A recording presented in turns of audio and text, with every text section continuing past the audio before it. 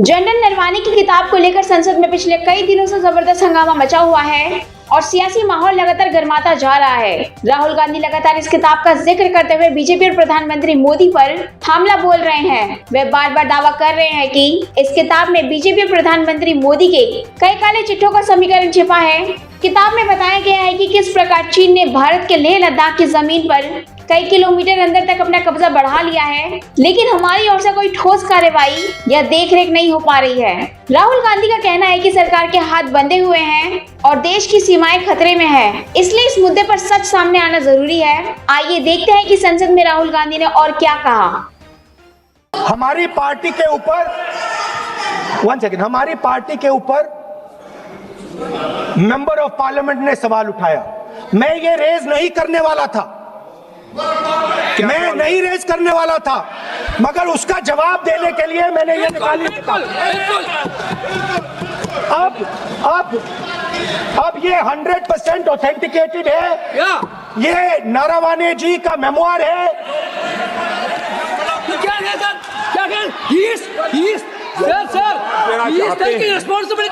कोई authentic source तो चाहिए, कोई ऑथेंटिक सोर्स तो चाहिए। और जिस किताब का उल्लेख वह कर रहे हैं वह किताब आज तक प्रकाशित ही नहीं हुई है। ये उल्लेख कहां से कर रहे हैं मैं ये जानना चाहता हूं। I am quoting। किताब नहीं है अध्यक्ष महोदय, मैं केवल एक व्यवस्था आपकी तरफ से चाहता हूं। लीडर अपोजिशन अपनी तरफ से वह पुस्तक यहाँ प्रस्तुत कर दें।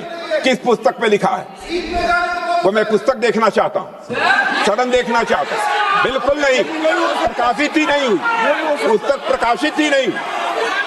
मैं कॉन्फिडेंस के साथ कहना चाहता हूँ वह पुस्तक प्रकाशित ही नहीं हुई। तो दिस इज 100% ऑथेंटिक, 100% ऑथेंटिक। के माध्यम से ये पूछना चाहता हूँ लीडर अपोजिशन से, जिस पुस्तक Rajnath Singh is getting exercise because his name is going to be spoken just now. प्रकाशित हुई है या नहीं हुई है, केवल मैं एक प्रश्न का जवाब इनसे चाहता हूँ अध्यक्ष। Because sir, I have not said anything.